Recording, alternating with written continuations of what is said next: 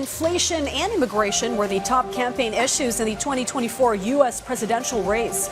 As Donald Trump enters his fourth week in office, mass deportations are picking up and hundreds are also being moved to Gitmo or Guantanamo Bay. VOA's Aline Barrios wraps up this story in her report. On his first day in office, U.S. President Donald Trump declared illegal immigration a national emergency. He promised to follow up on a key campaign promise and deport millions of undocumented immigrants. Lawyers say migrants facing deportation are entitled to due process. You are issued a charging document which begins a proceeding against you when you can apply for asylum or otherwise defend your right to be in the United States.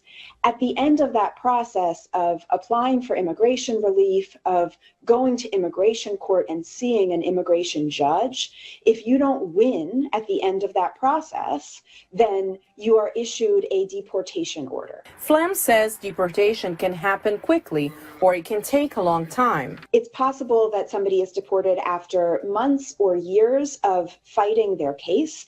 It's also possible that somebody is deported after hours or days of seeking entry to the United States or having lived here for many years within hours or days of being taken into custody under Trump's latest policy. Since January 21st, federal authorities have arrested over 8,200 people and requested help from other enforcement agencies.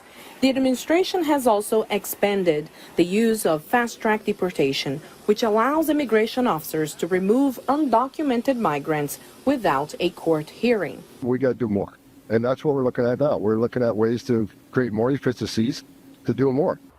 The administration is using a military base at Guantanamo Bay, Cuba, to detain certain undocumented migrants. That's going to be another place where we have up to 30,000 beds.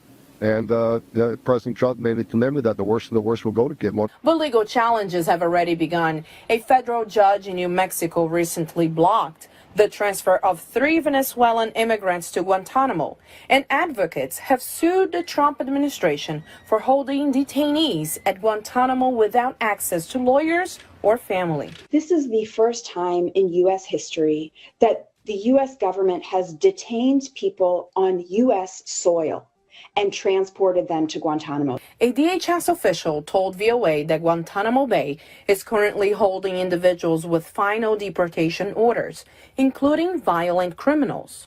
While legal challenges are ongoing, the administration continues to enforce deportation measures. Aline Barrios, VOA News, Washington.